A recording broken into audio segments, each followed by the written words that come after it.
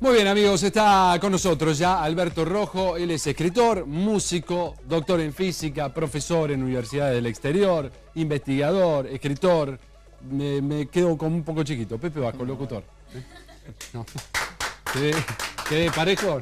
Muchas gracias. Bueno, bienvenido, Alberto. ¿Cómo estás? Muchas gracias, Pepe. Teníamos muchas ganas de que venga, nos enteramos de tu presencia en la Bienal. Me encanta estar en Mar del Plata, tengo muchos amigos y ahora estoy haciendo más todavía con la Bienal. Está buenísima, ¿eh? Muy bien, ese tono, ese modo de hablar es tucumano. Totalmente, 100%. Sí. ¿Has tocado con la Negra Sosa alguna vez? Varias veces, sí, grabé 5 veces, grabé en 3 discos y giramos mucho por Europa, toqué con ella en varios lugares. ¿Y con Charlie también? Con Charlie grabé una vez, sí, en mi disco Para mi sombra. Ajá. ¿Qué vino primero, el músico o el científico? Qué bueno.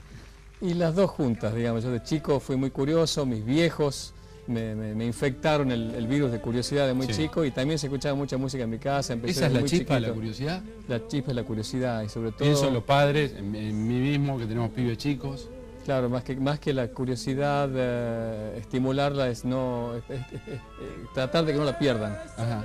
Porque en realidad uno es un nato. científico nato. Claro. Somos curiosísimos de muy niños y no hay preguntas tontas. Para los chicos siempre las preguntas que hacen son siempre buenas y son excusas para estimularlos más. O sea que la educación consiste en sustentar esa curiosidad innata que tenemos todos más que educar. ¿Y vos tuviste eso en tu casa? Yo lo tuve, sí. Mis viejos me propiciaban, digamos, no es que me inundaban con conocimiento, sino que me tiraban los libros, si aprendía algo, aprendía, y si no aprendía, no aprendía, digamos, la exposición constante, ¿no? Excelente. ¿Tenés educación pública, estudiante en el Balseiro? Toda mi educación es pública, desde el jardín hasta el doctorado. Y no solo que fue pública en cuanto a que no pagué nada, sino que me pagaron, porque en el Balseiro me pagaban un pequeño estipendio, que no es tan pequeño, digamos, pero... El Balseiro, no sé cómo es hoy, en la época en que yo hice el secundario, se hablaba del Balseiro y era como... ir a la NASA, no sé, era más de lo más, alguna vez lo pensé, el tema de las fracciones me complicó. Ah, la fracción. Sí, las fracciones, no, me quedé ahí, viste, multiplicar fracciones. La tabla del 1. Dije, tal vez esto no sea para mí. ¿Cómo es ese mundo? ¿Qué significa hoy? Sigue siendo excelente, digamos, el instituto está dentro del Centro Atómico Bariloche, entonces es un instituto de enseñanza dentro de un centro de investigación. El centro de investigación es muy bueno. El Instituto Balseiro es el mejor nivel del mundo, digamos, está entre los 5 o 10 mejores institutos de física del mundo. Los que estudiamos ahí, después algunos de ellos fueron científicos muy prominentes en el mundo y la enseñanza, yo ahora que enseño en Estados Unidos comparo y la enseñanza que se recibe ahí es muy selectivo entrar y es muy selectivo también permanecer, sobre todo el primer año. Pero la educación es extraordinaria, muy buena. Bueno, ¿y cómo está la ciencia hoy y cuál es la relación entre el arte y la ciencia, que es el tema de esta Bienal? ¿Cómo está la ciencia en el mundo? ¿En Argentina? En la Argentina está pasando por un momento único en la historia. Nunca se ha estado mejor en los últimos 40 años, digamos. Bueno, desde el punto de vista, escucharlo, porque sí, porque hay una revalorización desde el gobierno, desde la comunidad, de que la ciencia es importante para mejorar la mente de los individuos, pero también para aumentar... Para el desarrollo del país. Para el desarrollo del país. Claro, económico, sí, digamos. La libertad económica de un país está claro, sustentada en el desarrollo científico-tecnológico, ¿no? Totalmente. Y el vínculo entre la ciencia y el arte es distinto, es el objeto de la Bienal que está pasando acá en Mar del Plata, está buenísima, hay entrada gratuita, pueden venir mañana a escuchar las charlas. Hay un vínculo muy profundo que parte de la misión de la Bienal y mía en mi trabajo en este tema es desmitificar la idea de que el arte y la ciencia son alternativas antagónicas en la búsqueda de la verdad, caminos separados, como decís vos, ¿no? Es decir, que el arte sirve a las emociones y que la ciencia sirve a la razón. Pero en realidad no es así. Hay parte de cada una de las cosas, pero en la ciencia vos encontrás muchísima subjetividad. Muchos avances científicos han sido alcanzados persiguiendo un horizonte de simplicidad, de simetría, de elegancia, más que la explicación de un experimento que no se entendía. O sea que hay muchos elementos de subjetividad. ¿Por qué el mundo va a ser simétrico o elegante o simple? Que son conceptos sencillos, digamos, subjetivos. Lo que para mí es elegante puede no ser elegante para vos. Pero las teorías científicas, que son las mejores, son las más elegantes, las que tienen mayor acuerdo con la realidad. Y por otro lado hay muchísimo de rigor en el arte, ¿no? El arte ha jugado un papel de diálogo permanente. La pintura dialoga con la ciencia, las pinturas a través de la historia van reflejando el avance científico del momento. Y en la literatura, que es lo que yo voy a hablar mañana, hay muchísimas circunstancias en las que la imaginación científica es anticipada por la imaginación literaria, ¿no? O sea, pensar universos medio esotéricos, medio reales, medio ficticios, medio de ciencia ficción, en realidad, que en ese momento parecen de ciencia ficción, pero luego son antologizados por la ciencia. O sea, hay muchos conceptos que empiezan en la literatura y desembocan luego en la ciencia. El caso de Borges anticipándose a teoría de la física cuántica, por ejemplo, es uno de los temas que a mí me fascina, escribí un libro sobre eso. ¿Tenés fascinación por la obra de Borges? Sí, totalmente. Y la relación con la física explicado para nosotros, digamos, para bueno, Borges es un lector de matemáticas muchísimo, y mucho de su literatura habla del infinito, habla de la verdad, en muchos sentidos, en el sentido matemático. Pero específicamente hay un caso de un cuento de él que se llama El jardín de senderos que se bifurcan, en donde él propone un laberinto, pero no un laberinto espacial, como que vos te perdés, sino un laberinto temporal. Un laberinto temporal es una idea esotérica, pero es el primero en concebirla es Borges, en el que vos cuando te encontrás con una decisión, en la que tenés que varias opciones como opciones, elegís una y no elegís las otras. O sea, vas al semáforo, puede estar doblás a la derecha, seguís derecho, doblás a la izquierda. Totalmente. Elegís una y la otra no las elegiste. Sí. Entonces Borges dice, no, bueno, hay podría ocurrir que elijas las tres. Entonces el universo se ramifica en tantas copias como opciones hay antes de la medición. Entonces se van creando universos paralelos, ¿no?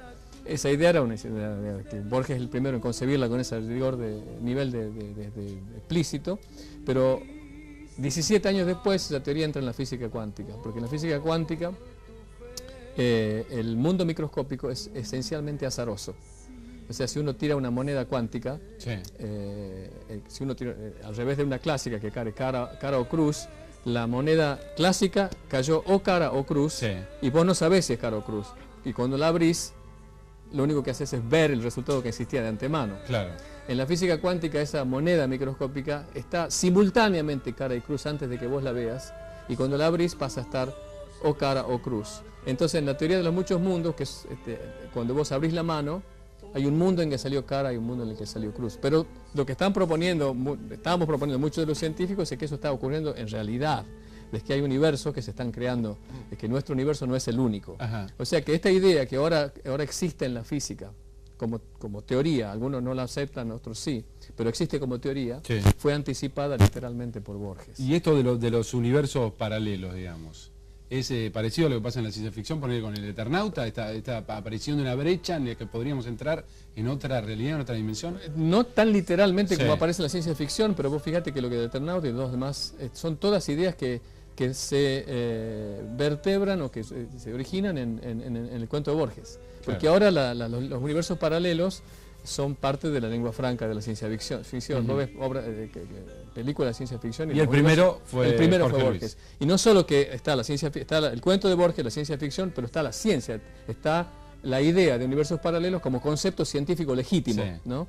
Y el primero en concebir, aparte yo escribí un trabajo en el que ves un párrafo del cuento de Borges y un párrafo del paper científico, y los podés establecer una correspondencia uno a uno. O sea, es una cosa de la imaginación maravillosa de Borges, ¿no? Cuya literatura trasciende la mera imaginación literaria, ¿no? Sorprendente. Bueno, tenemos a Maurito que tiene una pregunta para Alberto. Sí, doctor, en realidad dos preguntas en una. Primero, bienvenido, la verdad que es un halago que está acá con nosotros. Por un lado, quiero saber si es cierta la historia de su cruce con Borges, su encuentro con Borges. Y por otro lado, me interesa saber cuál de las películas de ciencia ficción que tenemos o que usted ha visto es la más exacta. O sea, ¿cuál es la más exacta dentro de ese universo tan grande que es la ciencia ficción? Muy buenas las preguntas. Bueno, la primera sí es cierta. Yo en el 9 de julio del 85 fui a verlo a Borges al Hotel Dorá, no a Borges, a mis viejos que estaban parando ahí, y mi viejo me dice, mira que está ahí, y estaba Borges con una mujer que saqué fotos y muchos años después supe que era Estela Canto. Inclusive fantaseé en ese momento que podría ser el momento en que Estela Canto, a quien Borges le había dedicado el Aleph, él le regaló el manuscrito y ella estaba corta de plata, y en un momento le pidió permiso a Borges para vender el manuscrito, y fue en esos días, según las biografías, que se juntaron ellos dos. Qué bueno tener esa teoría de haber y sido yo testigo de ese momento. Está buenísimo. No lo sé, pero esto fue en el 85, Borges fue en el 86, En los primeros meses del 85, Estela Canto se reúne con Borges y le pide permiso para venderlo porque lo vendió ahora cuesta muchísimo, creo que lo vendieron por $20.000, en ese momento ahora cuesta muchísimo más. Sí, claro. Y sí, nos acercamos con mi viejo a charlar con... Yo tenía cierta reticencia porque yo lo veía ahí y dije, ¿qué le puedo decir yo al tipo ¿no? Y encima lo miré con mucha fijeza porque como era ciego, entonces quería verlo, que era igual que las imágenes que aparecían en la publicidad. Y en efecto, bueno, el tipo chocho con charlar, quería más preguntas, les preguntamos de todo, una cosa que no está en lo que escribí, pero mi viejo era filósofo, el que más preguntó, ¿no? Él dijo, ¿cómo es Borges que usted, que dice que no cree en Dios, escribió tanto sobre Dios? Y dice, pero yo también escribí sobre el Minotauro, dice, ¿no?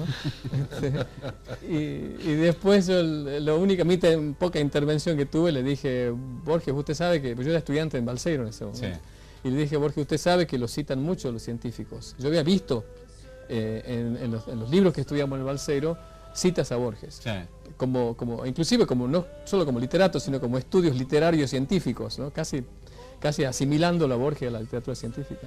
Y le dijo, bueno, no, y me dice, no, lo único que yo sé es que lo que sé con mi padre me mostró cómo funcionaba el barómetro, eso es lo único que sé de física. No, pero Borges, le digo que a usted lo citan los científicos muchísimo. Dice, pero qué imaginativos los físicos, dice.